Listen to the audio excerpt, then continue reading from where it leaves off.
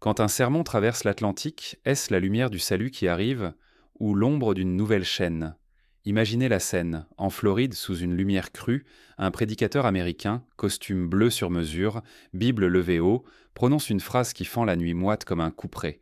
Si le Nigeria ne protège pas les chrétiens, nous le ferons, armes à la main. La foule rugit, galvanisée par l'ardeur de ce spectacle. Les caméras tournoient, capturant chaque geste, chaque regard enfiévré. Sous ce chapiteau de ferveur, la foi s'habille d'intention martiale, se fait étendard, se mue en performance. L'Amérique, célèbre pour ses shows démesurés, offre au monde une nouvelle croisade, cette fois-ci à huis clos, mais retransmise jusqu'aux confins du globe. Mais à des milliers de kilomètres de l'autre côté de l'océan, c'est une toute autre atmosphère qui règne. En Afrique, la réaction n'est pas l'enthousiasme. C'est la stupeur, l'inquiétude silencieuse, un raidissement perceptible dans les conversations, dans les regards, dans la posture même de ceux qui écoutent. Car pour beaucoup d'Africains, chaque promesse de protection venue d'ailleurs a le goût amer d'une histoire déjà vécue. Une histoire où la main secourable s'est trop souvent refermée en point d'acier. Prenons un instant pour remonter dans le temps. Lorsque les puissances européennes débarquèrent sur les côtes africaines au XIXe siècle, ce fut souvent sous la bannière de la mission civilisatrice, de la protection des peuples menacés. Les missionnaires arrivaient accompagnés de soldats, la croix précédant la baïonnette, les sermons justifiant les conquêtes. Des exemples tristement célèbres abondent. La conférence de Berlin en 1884, où les puissances occidentales se partagèrent le continent comme on découpe un gâteau, au nom de la foi, du progrès ou de la défense des opprimés. La déclaration du prédicateur de Floride claque donc, pour beaucoup, comme une menace à peine voilée. La sécurité offerte sous condition de foi dissimule souvent d'autres ambitions. Ce «nous le ferons» résonne non comme un serment d'aide, mais comme le premier pas vers l'ingérence, réveillant le souvenir cuisant d'une Afrique prise au piège de promesses étrangères. Les mots, ici, portent le poids d'un passé douloureux, où la protection s'est mêlée à la dépossession. Dans les coulisses du pouvoir africain, la question change alors. Qui contrôle vraiment la protection? L'enjeu devient la capacité du continent à préserver sa souveraineté, à empêcher qu'une nouvelle domination, masquée par la foi ou l'altruisme, ne s'installe sous couvert de solidarité. La mémoire collective pèse lourd, elle se transmet de génération en génération.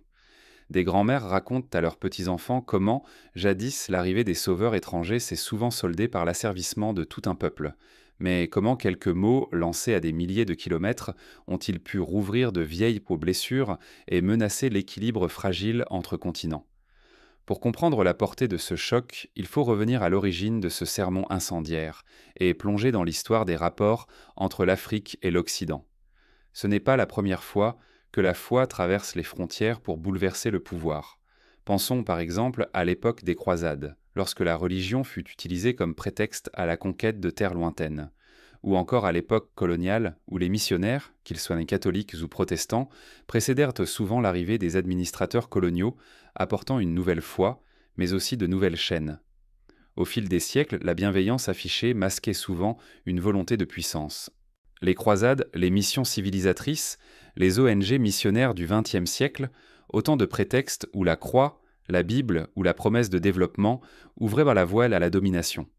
L'histoire du Congo, du Maghreb, de l'Afrique de l'Ouest en porte les cicatrices. Qui se souvient des conversions forcées, des villages entiers déplacés pour répondre à l'appel d'un sauveur venu d'ailleurs? Cette mémoire collective ne s'efface pas sous les discours pieux ni les versets scandés devant une foule. Les blessures ne guérisseront pas à coups de slogans, elles s'enracinent, profondes, dans la conscience des peuples. Les livres d'histoire, les chants populaires, les proverbes africains en témoignent. Celui qui t'offre un cadeau te lie souvent les mains. À Abuja, la capitale du Nigeria, la panique s'installe en quelques heures. Les sirènes brisent la nuit, les couloirs du pouvoir bruissent d'angoisse. À Paris, c'est le branle-bas diplomatique. Réunion d'urgence, communiqués pesés, inquiétude palpable. À Ouagadougou, le silence règne, tendu, grave, chargé d'une vigilance lourde. Dans ces capitales, on s'interroge sur la meilleure réponse à apporter à cette provocation venue d'Amérique. Car pour d'innombrables Africains, la phrase du pasteur n'est pas une nouveauté mais un signal d'alarme. Chaque fois que l'Occident promet d'intervenir pour sauver, le prix à payer s'inscrit rarement en liberté retrouvée, mais en souveraineté perdue. Prenons un exemple récent, l'intervention en Libye, en 2011, justifiée comme une opération de protection des civils, a abouti à l'effondrement d'un État, à la prolifération des groupes armés et à une déstabilisation qui se fait encore sentir aujourd'hui dans tout le Sahel. Le souvenir de la Somalie, de la Côte d'Ivoire ou encore du Rwanda revient hanter les esprits. À chaque fois, le refrain était le même. Nous allons vous aider. Et à chaque fois, la facture était salée. L'Afrique n'écoute plus comme une spectatrice naïve. Elle écoute comme une héritière consciente de son passé, décidée à briser le cycle de la domination. Car chaque répétition historique a un coût. Le temps volé, l'émancipation repoussée, le droit d'écrire son avenir arraché à chaque génération. Les jeunes Africains, connectés au monde via les réseaux sociaux, décryptent désormais chaque discours, chaque promesse, chaque geste venu de l'extérieur. Mais cette fois, le vent tourne. Alors que certains cèdent à la peur, une voix inattendue s'apprête à transformer la défiance en détermination. Au cœur de cette tourmente, un homme s'apprête à prendre la parole. Son intervention va bouleverser tous les équilibres. Ce n'est pas un chef d'État classique, ni un diplomate aguerri.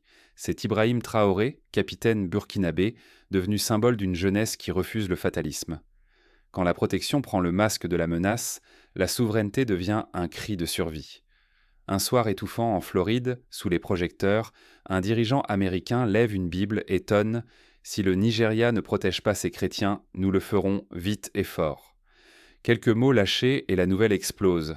À Abuja, les sirènes hurlent dans l'obscurité. Dans les salles de presse du globe, les manchettes clignotent. Trump menace d'envoyer les troupes au Nigeria. Dans les capitales africaines, la stupeur fige les esprits. Les diplomates arpentent les couloirs, tiraillés entre la peur d'un chaos imposé et la volonté de préserver la dignité nationale. Céder face à une pression colossale ou risquer l'isolement international ? Le dilemme pèse, silencieux, sur chaque écran allumé, chaque porte close. Les instances de l'Union africaine, réunies en urgence, s'interrogent. Comment préserver la paix sans sacrifier la souveraineté ? Mais la rue, elle, refuse de courber l'échine. À Lagos, à Dakar, à Bamako, la jeunesse descend sur les places et scande « Le respect avant le secours ». Sur les murs, dans les universités, un nouveau mot d'ordre fleurit, pas de nouveau sauveur. Les pancartes portent une colère lucide, une génération qui refuse de voir son histoire écrite par d'autres mains. Ce mouvement n'est pas sans rappeler les grandes mobilisations anticoloniales du XXe siècle. En 1960, la jeunesse congolaise, ghanéenne, algérienne s'était levée pour dire non à la domination étrangère. Aujourd'hui, le mot d'ordre est le même, mais la forme a changé. Hashtag, vidéo virale, débat en ligne et une créativité débordante qui transcende les frontières. Ibrahim Traoré incarne ce refus tranquille. Face à la tempête diplomatique et médiatique, il oppose une résistance sans éclat ni violence, mais inébranlable. Son message limpide, nous n'accepterons plus la dépendance. Nous voulons rédiger nos propres lois. C'est l'ébauche d'une doctrine du Sahel, une volonté farouche d'autodétermination, de rupture avec les chaînes du passé maquillées en promesses de salut. La jeunesse s'empare de ce souffle nouveau. Sur les réseaux sociaux, dans les amphis, au coin des rues, le slogan « Pas de nouveaux sauveurs » enfle et se propage. D'une ville à l'autre, la fierté grandit. L'Afrique de l'Ouest, longtemps morcelée, découvre un front uni, soudé par la conviction que la souveraineté n'est plus négociable. Pour les dirigeants, la crise devient un test d'autorité et de crédibilité. S'ils cèdent, ils livrent le récit national et exposent leurs ressources à de nouvelles prédations. S'ils résistent, ils s'exposent à l'isolement, voire à l'instabilité interne. Mais la rue et les réseaux imposent l'urgence. Chaque décision pèse, chaque mot engage, chaque silence trahit ou élève. Le séisme parcourt toutes les couches, élites, étudiants, familles. Une vague de fierté irrigue chaque génération. Pour la première fois depuis longtemps, le continent ne subit plus le vacarme extérieur. Il répond, il revendique, il inspire. La crise annoncée devient l'occasion de réécrire l'histoire, ensemble, debout. Mais l'effervescence ne s'arrête pas aux frontières du continent. Les regards du monde s'aiguisent, cherchant à savoir jusqu'où l'Afrique poussera sa revendication d'autonomie.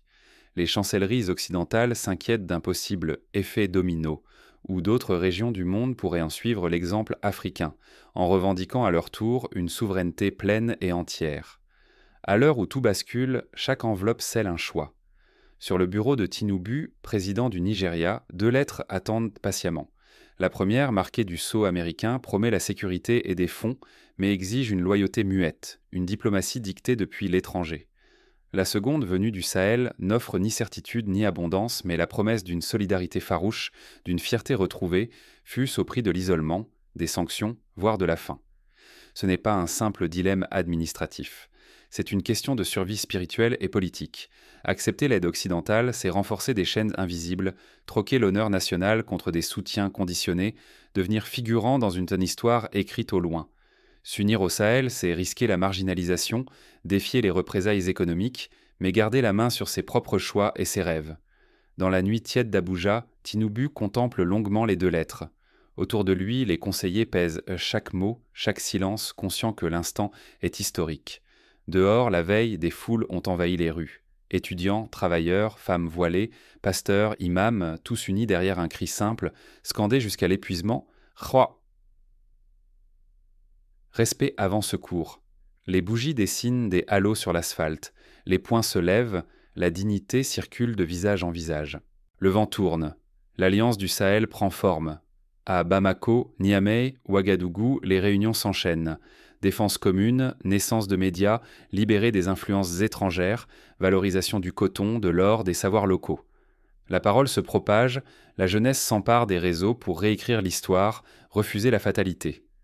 Un seul message s'impose. Nous ne demandons pas la permission de nous tenir debout. Les États-Unis insistent. Stabilité, investissement, protection. Mais sous la promesse, une condition que l'Afrique s'aligne, renonce à ses choix, accepte des solutions venues d'ailleurs. Le Sahel, lui, n'a que des promesses fragiles, mais une certitude inébranlable. La souveraineté ne s'achète pas. Elle se bâtit pas à pas, dans la douleur parfois, mais toujours dans la dignité. La société civile ne se trompe pas d'enjeu. Les marches se multiplient, les réseaux vibrent. Ce qui se joue, ce n'est plus la simple survie, mais la capacité à écrire sa propre histoire, choisir la peur ou l'honneur, la dépendance ou l'identité. À l'aube, Tinubu signe sa décision. Il déclare sobrement « Le Nigeria protégera chaque citoyen sans tutelle extérieure ». La vague est immédiate, la société se reconnaît dans ce choix. L'Afrique comprend que sa dignité, même menacée par la privation, résonne plus fort que l'aumône sous condition. Mais choisir la dignité, c'est aussi choisir la douleur. Comment la résistance s'organise-t-elle jour après jour? Où puiser la force de tenir, sans jamais céder au renoncement? Regardons l'exemple du Burkina Faso. Depuis la rupture avec certains partenaires occidentaux, la population s'est organisée pour compenser le manque de ressources. Des coopératives agricoles voient dans le jour, des écoles communautaires s'ouvrent, les jeunes créent des plateformes numériques pour échanger des biens et des services. L'entraide s'institutionnalise, la solidarité devient la règle. Des villages entiers décident de consommer local, de produire ce dont ils ont besoin. Les femmes, souvent piliers de l'économie informelle, mettent en place des tontines pour financer de petits projets entrepreneuriaux. Les radios communautaires diffusent devant des messages de résilience, d'espoir et d'unité. Dans la vie quotidienne, la résistance se traduit par des gestes simples. Réparer plutôt que jeter, partager plutôt qu'accumuler, cultiver la terre plutôt que dépendre de l'importation. Des jeunes ingénieurs inventent des solutions adaptées, comme des pompes à eau solaire fabriquées avec des matériaux locaux ou des applications mobiles pour coordonner les récoltes et les ventes sur les marchés voisins. L'exemple du Rwanda, qui a misé sur la technologie et l'autosuffisance alimentaire après les tragédies du passé, prouve que la reconstruction par l'intérieur est possible, même dans les conditions les plus adverses. Ce n'est plus la lumière qu'on attend, c'est la lumière qu'on devient. Dans la touffeur de Ouagadougou, l'effervescence d'Abuja, jusque dans les débats enfiévrés de Lagos, un basculement sans précédent a lieu. Des figures comme Ibrahim Traoré, Bola Tinubu, et surtout une jeunesse résolue, transforment la résistance en doctrine vivante. Ici, la souveraineté n'est plus un slogan. Elle devient la boussole de chaque geste, l'axe du quotidien. Le continent rompt avec la tutelle économique. On parle de troc, de pactes régionaux s'enchaînent, du rejet massif de ces dettes qui, des décennies durant, ont asservi plus sûrement que le métal. Les marchés locaux renaissent, portés par des monnaies alternatives, des réseaux d'entraide et une confiance enfin restaurée. La dignité devient la devise, la souveraineté la prière du matin, le respect la base de tout contrat. Face à cette vague, les anciennes puissances de l'Est s'inquiètent. Ce que l'Occident nomme folie téméraire, l'Afrique l'appelle renaissance. On brandit dans les rues des torches et des chaînes rompues, comme des drapeaux. Les murs s'ornent de chartes de dignité, rédigées en langue mêlée, signées par une jeunesse qui refuse d'être simple décor d'une histoire écrite ailleurs. La foi religieuse, naguère instrument de division, se mue en pont sacré.